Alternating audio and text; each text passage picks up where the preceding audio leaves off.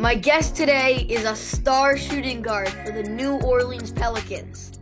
He played college ball for Tennessee, where he earned first-team All-Conference player and two-time All-Defensive Team. He was drafted by the Miami Heat in the 2015 NBA Draft, and he can straight up ball. He can drain the three, pull up from the mid-range, and play lockdown in-your-face D. It's my absolute honor to welcome to Jake's Takes, New Orleans Pelicans, Josh Richardson. What's up, Josh? How you doing? I'm good. Good to be here, man. Man, thanks so much for coming on, especially because we got to meet in person twice. One time before the trade deadline back when you were still in San Antonio, and then a couple weeks ago when it was a couple weeks after you got traded, I think, to NOLA. But thanks so much for doing this. It meant a lot to me. No, of course. Thanks for having me, man. And it was good meeting you those times in Toronto, man. And I was excited to do this. Remember when I told you I was hoping so badly that you were going to be traded, and then what do I know? You're traded to the perfect team. I get to see you again. It's always up in the air during trade deadline time, so you never know what's gonna happen. But yeah, I ended up getting moved, and I'm happy in my new spot. Oh yeah, and I got to give a huge shout out to Shully. What an amazing person. He told me he wanted me to meet you since you were the nicest guy in the entire NBA. He wasn't joking. He That's pretty legit high was. praise. Oh my gosh, you were the nicest guy when I met you. Oh my God, I was like, holy cow. Hey, man, I pride myself on being a good, genuine dude. It's Oh yeah. important. By the way, I wanted to ask you about last night's game in Golden State. I know you were on the losing end of it, but boy, was it wild. It had everything, man. hmm Intensity, shot making, lead changes, techs and flagrant fouls, and even lots of turnovers. That feel like a, hmm a playoff game to you? Definitely felt like a playoff atmosphere. You can feel it, warm ups. When I went out to shoot, for my shooting time, the stands were already getting packed. Um, they always play with high intensity because they know how to play hard every night. You know what I'm saying? They got four rings, they got the same core. So, they did a great job of just fighting the whole game and, mucking the game up. And I think we came out strong, but when it came down to it, they made a lot of shots in the second half, and we didn't. And they got rolling. And when Steph gets going, that's tough on anybody. Oh yeah, I know what you mean. But I know Golden State probably has that a lot. Which other arenas have that? What, just that, like, that atmosphere? Yeah, like that atmosphere where you know it's gonna be a hard game, playoff time, hmm hmm like that type of vibe. For sure, Golden State's got to be one. Um, let's see. Um, Oklahoma City is never an easy place to go play. I'm from there, so I grew up watching it all the time. Um, Madison Square Garden's always going to be like that. Yeah. Um, I'm trying to think of some other places that just are really. What about Toronto? Toronto got good fans at all? Toronto is tough. Yes, what they call Jurassic Park. Oh yeah. When they was outside the arena, I remember that my rookie year we played there in the playoffs. Boy, it was a tough series. But Toronto has great fans. You know what I'm saying? Whether the team is great or whether they're not having a great year, I feel like the stands are always going to be full. They're always going to be cheering on their team. Oh yeah. Oh yeah. You know it. You know it. By the way, that rookie year, was that the year you played with D Wade? Yeah, it was. Well, I played with D-Wade for 2 years, Oh two yeah. years, like two and a half, like two and a half. Rookie and then yeah. Sophomore, The right? second half of my third year, he came back because he went to the Bulls my second year. And then he went to Cleveland the first half of my third year. And then Miami traded for him back like almost at trade deadline my third year. And then he was there the full my fourth year. Well, we'll talk about the great players you've played with later on, but right now I wanted to ask you. And I know you're gonna try it. You might be careful with this topic and everything, but I'm gonna ask it either way because if there's any guy in the NBA that would speak his mind, I know it's you, Josh. What's going on with Fair. the what's going on with the game right now? Like all these players are having all these like actions and everything. Like we saw Pat Bev do the too small motion on LeBron in LA, and then Dylan Brooks has become the number one enemy in the entire NBA. Draymond doing Draymond things, you know? Like what's your Yeah. take on all this? Um, I mean, I think a lot of it's good for the game. I think it brings out another level of passion. You know what I'm saying? Like Pat Bev talking. Of course, he's gonna talk when he goes back to LA and plays against the Lakers. He said he wants to take him out of the playoffs, and so I'm sure that was a great feeling to go out there and get that. And then Dylan, he prides himself on getting under dude's skin. You know what I'm saying? And talking and Draymond's kind of like that too. So um yeah, I mean it's been working. They've been getting in their little scuffles. I think he's lost like 200 and something $1,000 in fines this year, which is something that I personally could not see myself doing. But I mean, Dylan's kind of instilled like a mindset in that Memphis team. You know what I'm saying? That grit and grind. He kind of brought that back. So yeah, I mean they've done a good job. And Draymond has 4 rings, so whatever he's doing is working. But like what do you guys feel about it? I always wonder this. Like what do the players on the field, like on the court feel like when Draymond Mhm. gets in their face, he starts clapping, he starts yelling, just doing anything he can to get under your skin. Like does it bother you? You just try and ignore it. I mean, a guy like me, I kind of ignore it, but I mean, I'm sure it works on a lot of guys. You know what I'm saying? And it kind of takes people off their rhythm, and they get into it with him, and then you're not worried about your assignments, then you blow out coverages, and then you force in. So yeah, it could be a slippery slope talking like that. Like I'll talk, you know what I'm saying? I'll get into it a little bit, but I'm never gonna start it. You know what I'm saying? But I don't have a problem, you know what I'm saying, doing that, taking it there. But I kind of got a long fuse on the court and off the court, honestly. So it's gonna take a while to really, you know what I'm saying, get me to that point. Yeah, I mean like if someone does that to me, I'm getting real upset, I'll tell you that much. Turn around, throw a couple punches, you know. Uh-oh. I don't think as many punches being thrown on an NBA court, my brother. Nah, I'm just kidding. I'm just kidding. By the way, your Pelicans are holding on to the 8 seed right now with the Lakers right behind you. You Mhm. guys are full, when you guys were fully healthy, you guys were killing it, man. At one point in the season, you guys were at the top of the Western Conference. Do you believe the Pels have what it takes to win some rounds this year?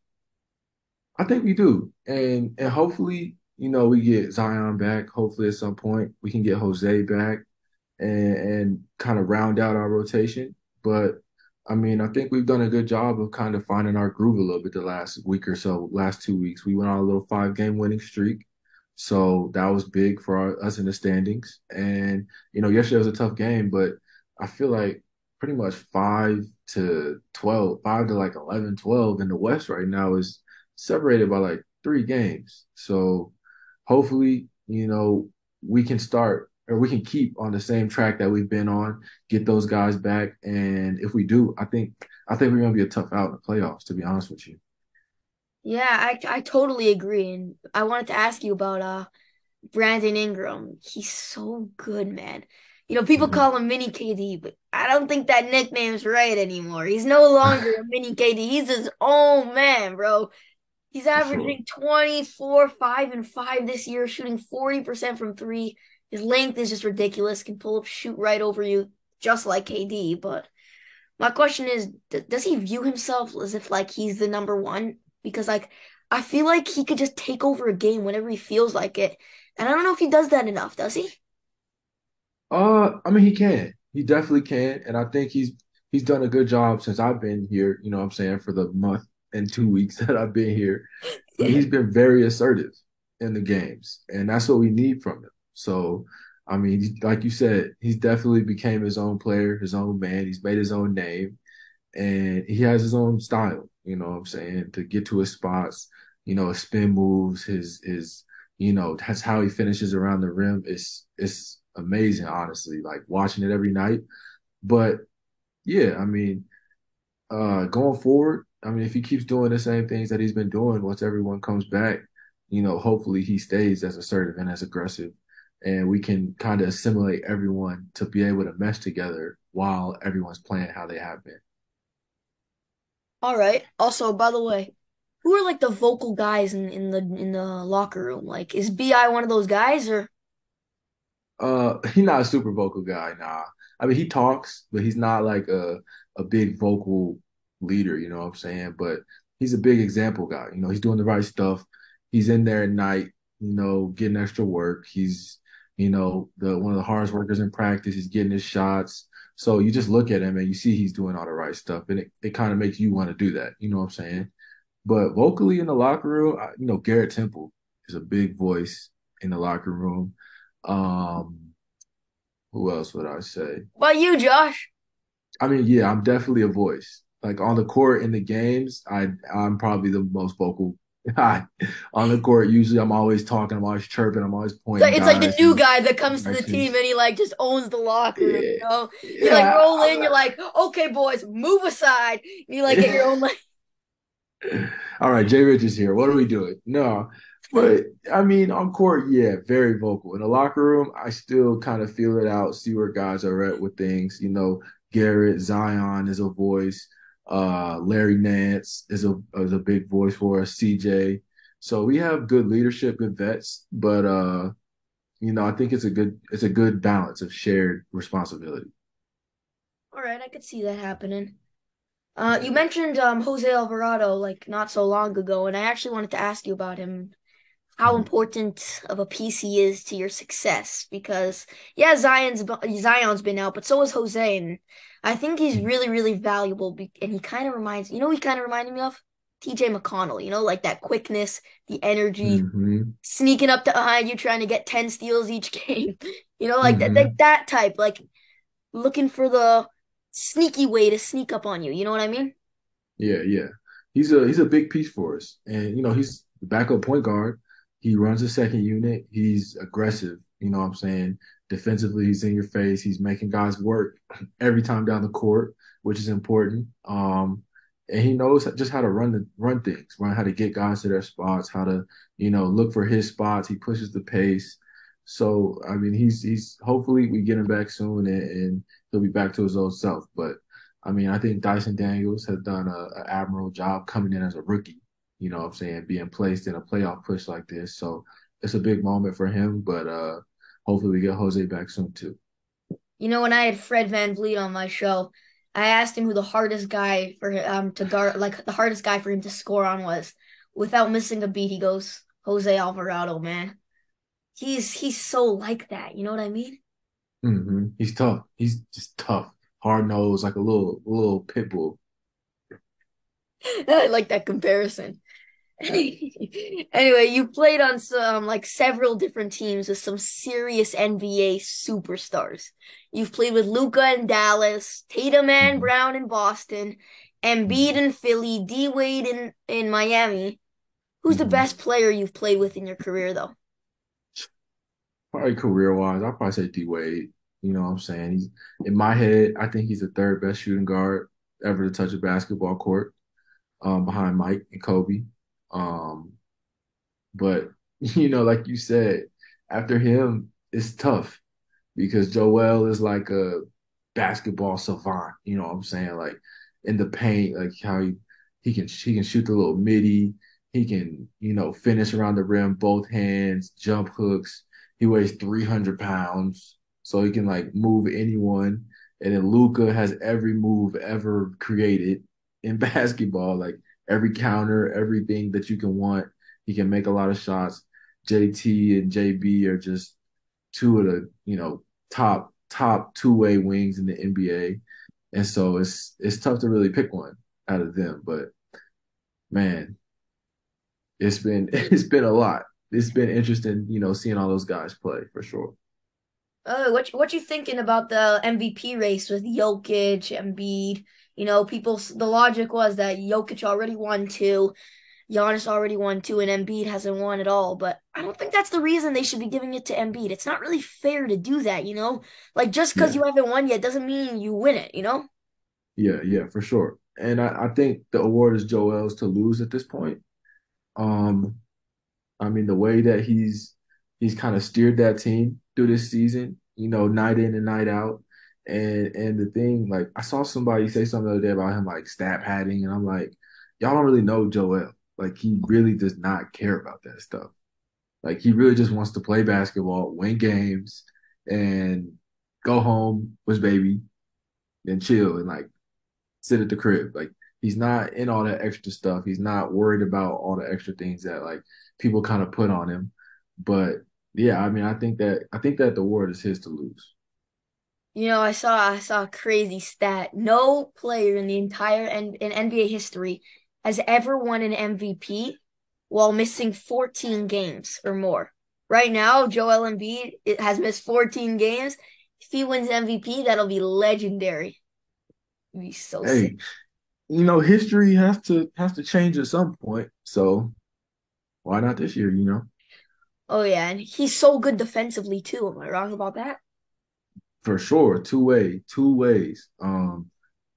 He's the anchor of that defense. They kind of funnel everything to him and he protects the paint great. And when he gets switched on the guards, it's not an easy switch. It's not just what I'm saying, I'm gonna drive by you, I'm gonna make a move and I'm gonna get this shot off. Like, you're gonna have to work for it.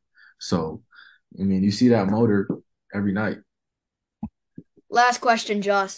Josh, looking at the West, which team scares you the most? Like, which teams do you get like the bad vibes from? Denver at the top has been struggling lately.